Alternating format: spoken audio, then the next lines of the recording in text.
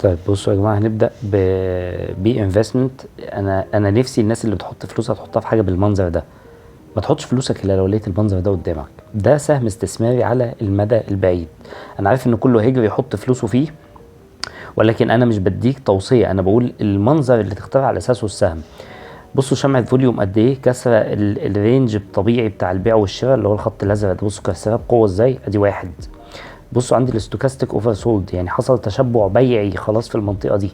بصوا ده لما بيكون المنظر شرط نضيف بتلاقي كل. عشان كده دايما انا حتى ما بقول يعني ما بنعتمدش على المؤشرات بس، لكن المؤشرات بتاكد، بتلاقي كل الوضع العام محترم. كل الوضع العام كده طبيعي وشكله واضح، مش محتاج محلل فني عبقري عشان يقول ان السهم ده على المدى البعيد صاعد. طيب تعالوا نرسم كده تعالوا نرسم. ادي الزجزاج الطبيعي بتاعنا اهو. بصوا المنظر، زجزاج طبيعي. القمة كسرت اللي قبلها، اصبح ده قاع رئيسي. يبقى عندي قاع وقمة وقاع وقمة. ده ما يحسبش ان هو قاع، ولكن احنا برضو مش هنقعد نستنى 70 سنة على السهم. فخلينا نخش على التفاصيل الداخلية، عشان هو انا بتكلم في ان هو استثمار على المدى البعيد. خلينا نخش في التفاصيل الداخلية. ادي التفاصيل الداخلية بتاعتنا اهو. السوق كان هابط، ده الاسبوعي. السوق كان هابط اهو.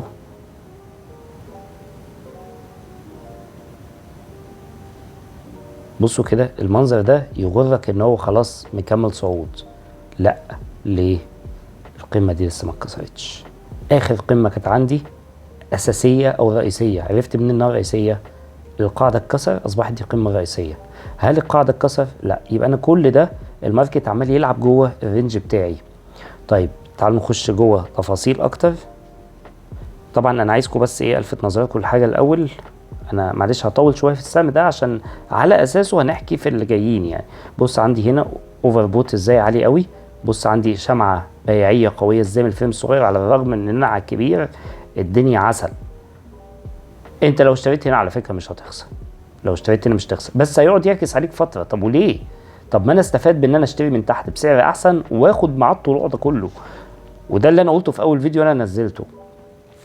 تعالوا نبص بقى، نخش جوه التفاصيل اكتر. هتلاقي هنا بقى في نموذج انعكاسي بقى، بدأ يقول لك ايه، انا هعكس اهو. اهو بدأ يقول لك انا هعكس. هل عكس برضو؟ لا. انا اهو قمة وقاع وقمة وقاع، نرسم زي ما بنعمل، ما بنغيرش كلامنا اهو. بص بدأ السعر ايه، يخش في اتجاه عرضي. معنى كده انه هيبدأ عايز يلف. فاكرين حركة ان هو عايز السعر يلف؟ الحتة دي هي دي الاتجاه العرضي، بيحصل فيها السعر بيمشي كده بالمنظر ده، يبدأ يعكس.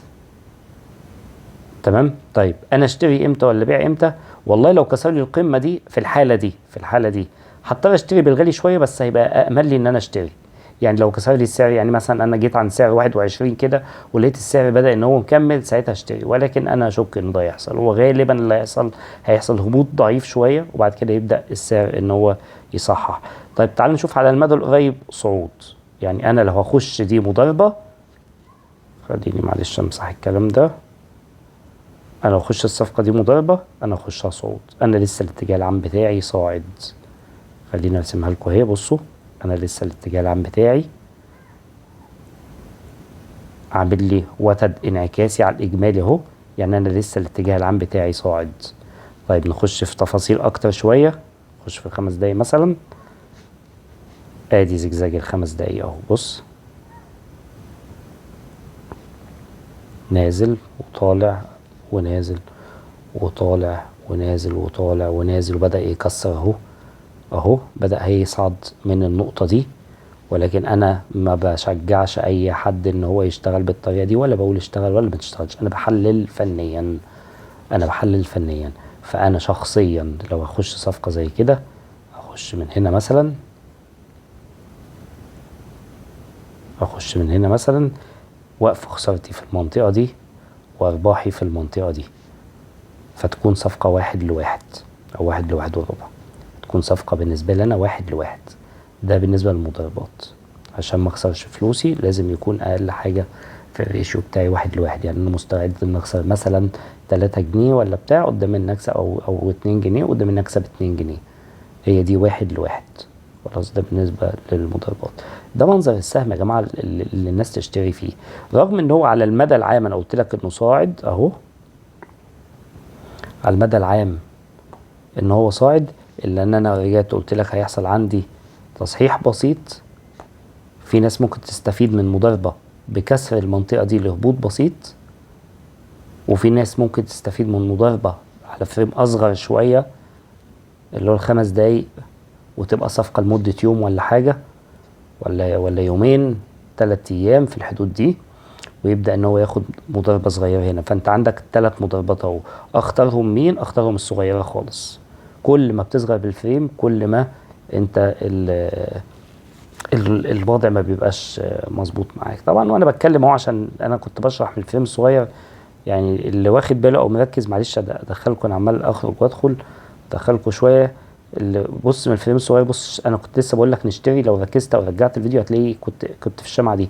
بص الشمعه بدات تطلع ازاي. طيب افترضنا ان انا عايز اخد الصفقه دي، افترضنا مجرد فرض ان انا عندي شورت سيلينج او عامل عليها شورت، وهنزل اخد بيع. امتى اخش؟ لما يكسر المنطقه دي. بصوا كده، لما السعر عندي يكسر المنطقه دي كده لهبوط، وهو بيكسرها انا ادخل صفقه شورت. فساعتها هقول ان انا دخلت مثلا من هنا، وقف خسارتي اعلى من القمه اللي قبلها الرئيسيه، مش اعلى من دي. في ناس تعمل لك كده، طب ما ممكن يطلع ويضربه لك بسهوله. خلاص هنا كده خلينا ننزل شويه، مثلا 1/1 مثلا، 1/1. ده في حالة ان هو كسر الحتة دي، وده احتمال مخاطرة. ليه؟ لان انا عندي الاتجاه العام صاعد. فانا افضل دايما ان انت تستفيد من ان هو هينزل في ايه، في انك تصبر صبر بس. اصبر ان هو ينزل، هتلاقي السعر نزل لك بالمنظر ده. خلينا نحاول نمثلها. يعني هو طبعا محدش يعرف سوق يعرف انه جاي منين. احنا كل اللي احنا بنعمله ان احنا بنحلل.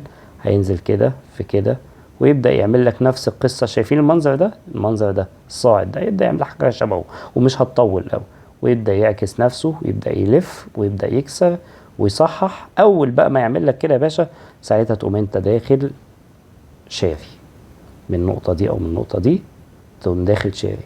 هتاخد صفقة ممتازة.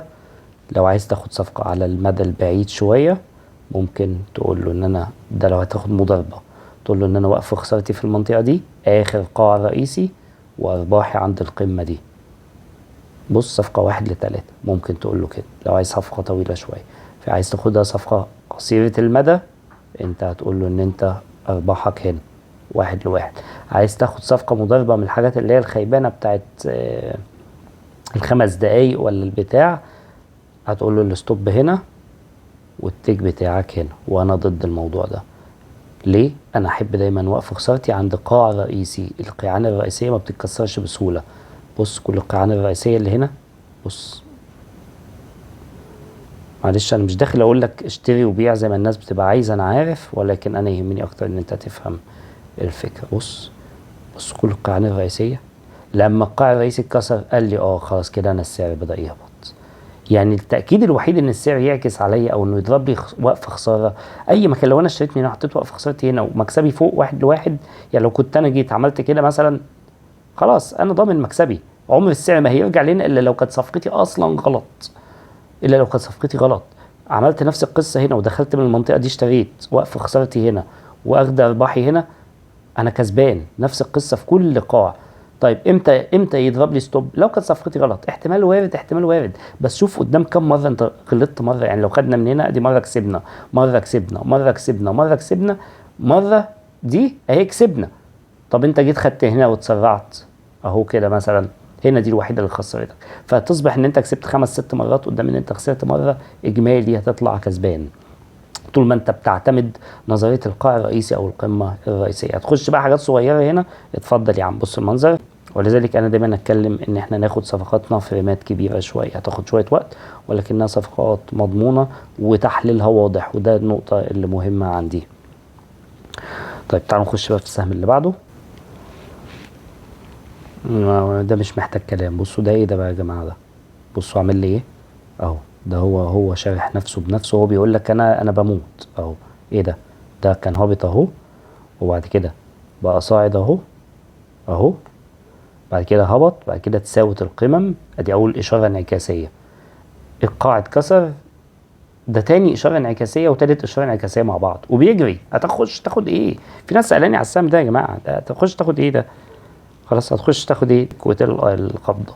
هتخش تاخد ايه؟ خلاص هو بص بينزل ازاي. طب تعالى بقى نشوف بقى على المدى الصغير بقى. طبعا هابط، ما فيهاش كلام. بص ايه ده؟ عشان كده دايما اقول لك الفريم الكبير هو اللي يقول لك ده جاري وسايب الماركت رينج جاري. ده حتى مش يعني مش محتمل الماركت رينج في ان هو يستنى، وهيكمل على فكره. وهيكمل. انا مش عايز بس اقعد اطول في اسهم خيبانه. وهيكمل وهيكمل. طيب نخش في السهم اللي بعده.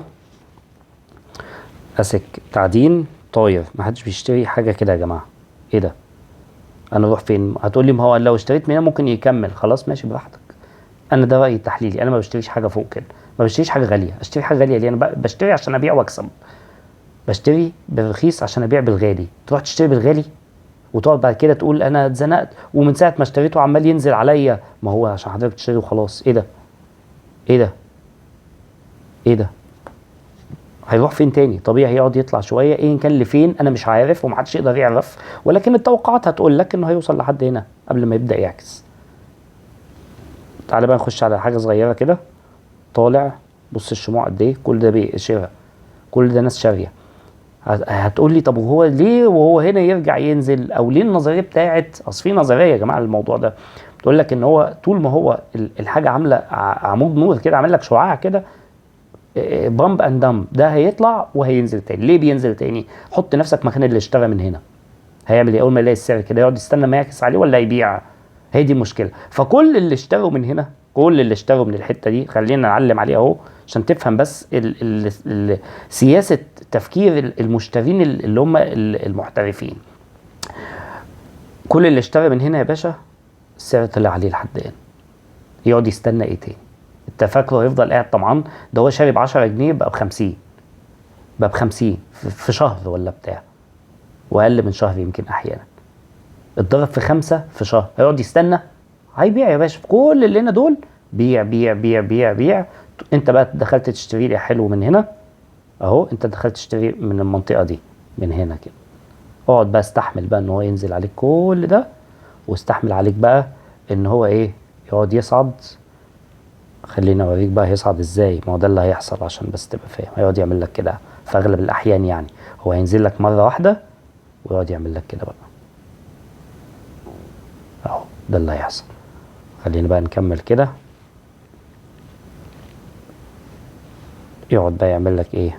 اقعد بقى انت ايه جنبه 7 سنين بقى، وينزل ويزهقك في عيشتك، وبعد كده يعمل ايه؟ بص شايف بقى انت الحركه دي؟ ها؟ يقوم طاير لك تاني. شايف الحركه دي؟ المنظر ده شايفه اهو. هيتكرر لك تاني ويقعدك 7 شهور ويطلع لك في الشهر. بلاش الحاجات دي. بلاش النوع ده من البص اهو. نفس الفكره. نفس الفكره. بلاش النوع ده من الاسهم يا جماعه. نخش في اللي بعده.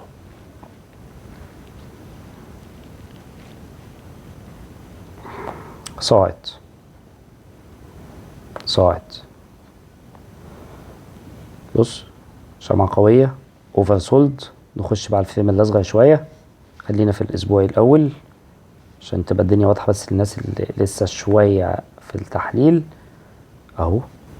شايف المنطقة دي اتكسرت اهي. طيب تعال نفتح الشهري تاني. الكلام ده من على منطقة ايه؟ دعم. ولذلك انا قلت صاعد، على الرغم من الاشارات الانعكاسية لصعود مش كاملة. الاشارات اللي تقول لي انه اكيد هيصعد مش كاملة عندي. بس هو هينزل ايه اكتر من كده؟ هو ده السؤال. هينزل ايه اكتر من كده؟ بس فغالبا هيحصل عندك احتمال كبير قوي لصعود. طب تعال نرسم الماركت رينج بتاعنا عشان برضه نبقى عملنا كل اللي علينا. هو جوه الماركت رينج الهبوطي على فكرة. انا ما قلتش لا. جوه الماركت رينج الهبوطي، يعني هو كل ده، كل الجزء ده هو لسه جوه الهبوط. فانت هتستفيد يا اما بالتصحيح اللي هيحصل. خلينا ارسم لك كده عشان تفهم انا بفكر ازاي.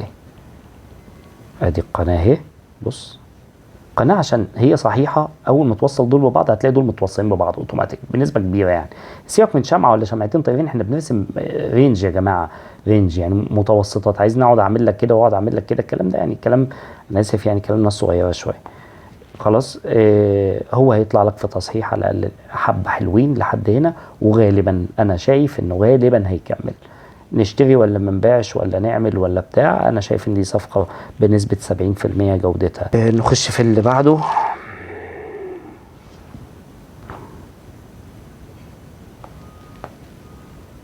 ده صاعد كسر هو المنطقه دي، ده بنسبه كبيره صاعد، شموع قويه، ده صاعد. الاستوكاستيك في اتجاه صعود، يعني ممكن يصعد ويرجع صح حبه بعد كده يكمل صعود، فده بنسبه كبيره. العربيه الهندسه صاعد، العربيه صاعد.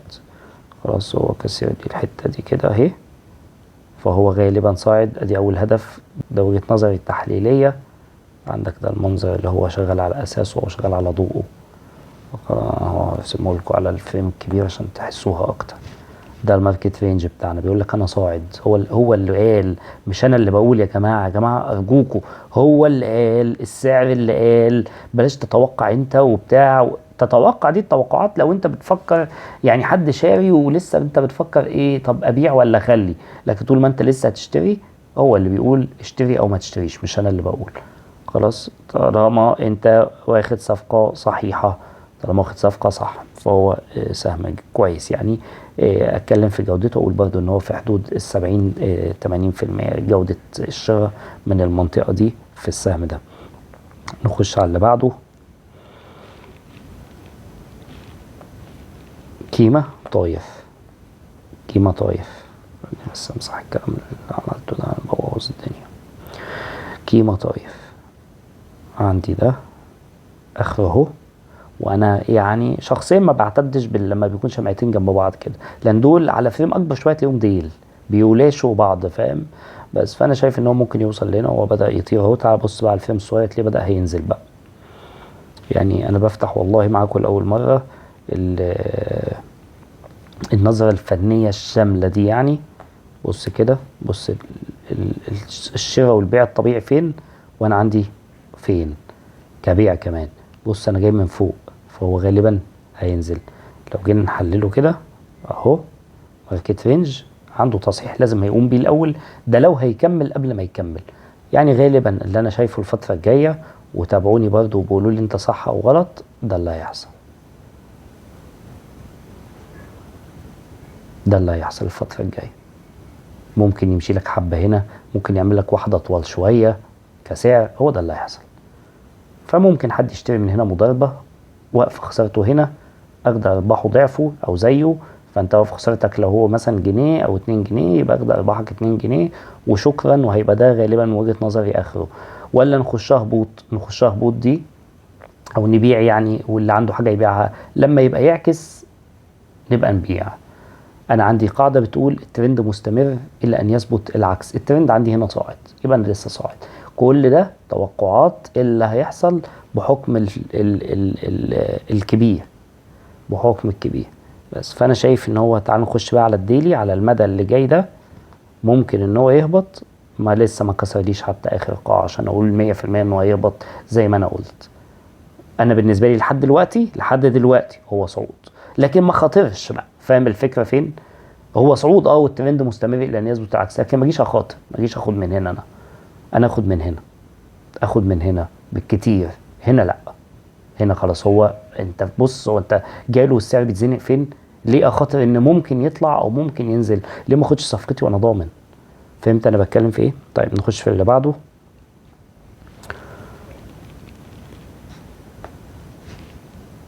ده سيدي كفير اهو، بيلف.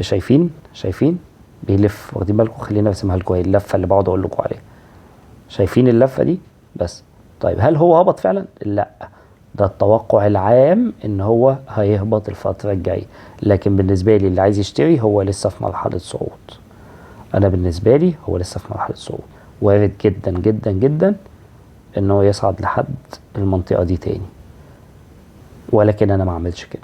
جودته ايه بالنسبة لنا؟ ده 50%، واللي قبله كان بالنسبة لي برضو يعني جودته ضعيفة جدا، نقول 50 ولا 40%.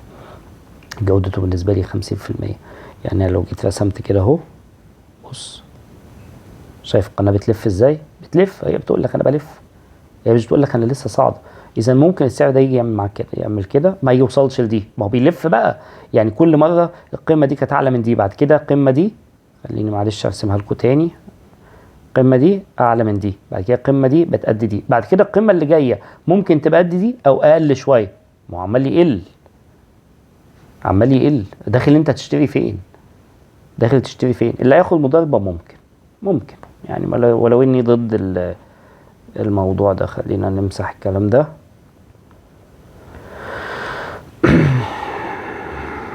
اللي ياخد مضاربة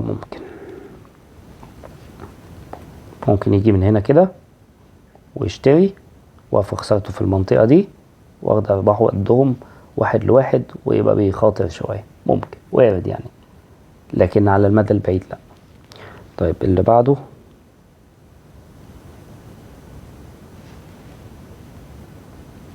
اتفضل يعني، ده طاير اهو، اتجاه عام صاعد. ده تشتريه امتى يا باشا بقى؟ لما ينزل لك هنا هيبقى ممتاز.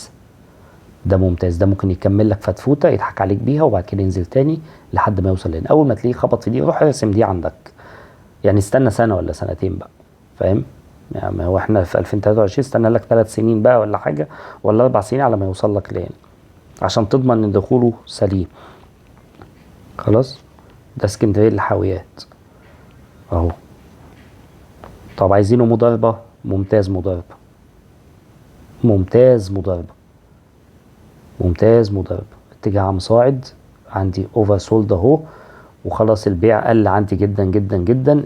الموفينج افريج او المتوسطات العامه مفتوحه ولصعود قوي، اهو ممتاز كمضاربه. ممكن ده ممكن يعني نخش هنا ونقول هنا، ونقول مكسبنا في المنطقه دي مثلا، ده يبقى لطيف قوي. طب نخش مضاربات امتى؟ لما يقول لي انه خلص. شايف الهبوطه دي؟ اما يقول لي نخلصها، تعالى بقى نفتح الفريم الاصغر، ما احنا مضاربه بقى، نفتح الفريم الاصغر ونتفرج، ونتفرج اهو واهو واهو، كل ده جوه ماليش دعوه بيه، انا يهمني دي ودي ودي. طيب بعد كده نقول طلع لحد هنا واهو، وبعد كده هيقعد ينزل. تعالى بقى نرسم له الماركت رينج بتاعه، ادي الماركت رينج بتاعه، هو ماشي في الحته دي كده.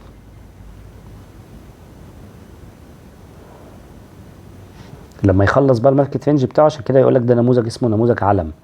المنظر ده كده علم اهو، شايفه؟ تعالى اشخبط لك عليه اهو، ده علم كده. لما يخلص الكلام ده ويبدأ يطلع يا باشا، اشتري من هنا وهتنبسط. انا لو اخشها انا احط هنا اهو، وقف خسارتك هنا، دخولك من هنا وقف خسارتك عند اخر القاع عشان تضمن. بص ده عمره ما يوصل لده، نفس القصه، ده عمره ما هيوصل لده، واخد ارباحك هنا، فتبقى صفقه بنسبه كبيره كويسه جدا جدا جدا. طيب نخش في اللي بعده، السويدي.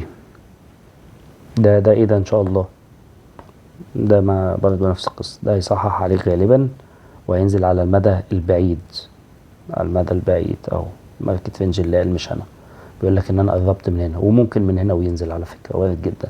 هنخش على الفريمات الاصغر عشان نبدا نشوف الوضع اللي قدامنا.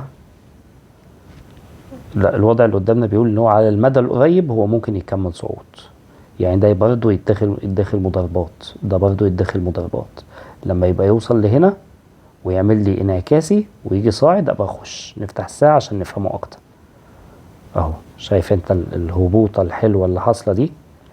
شايف انت كل الكلام ده؟ ادي قمه وادي القمه التانيه، ونوصلهم ببعض مع القاع اهو. اهو ده ماركت رينج لسه بيتكون اصلا، شايف دي كده لسه بتتكون. لما يبقى يخلص بقى الكلام ده كله ويجي هنا يخش ويعمل لي نموذج يتزنق بالمنظر اللي انت شايفه ده ويبدا يعكس، ساعتها ممكن تخشها صفقه مضاربه. يعني هي حتى على المضاربه هو لسه من وجهه نظري ان هو هيهبط شويه. طيب افرض كمل وصعد، يا عم انا مالي، هو انا صاحب السوق؟ هو انا صاحب الشركه؟ انا بقول لك التحليل الفني خلاص. ما تدخلنيش في تفاصيلك ومشاكلك الشخصية. تعال نخش بقى في ايه، في سماد مصر.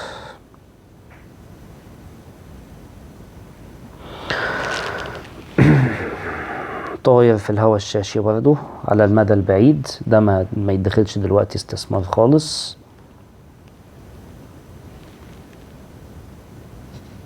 عامل لك على اليومي علم، انت مش عارف هو رايح فين ولا جاي منين. عامل لك علم اهو، خلينا نرسمه مانيوال كده. عامل لك علم اهو،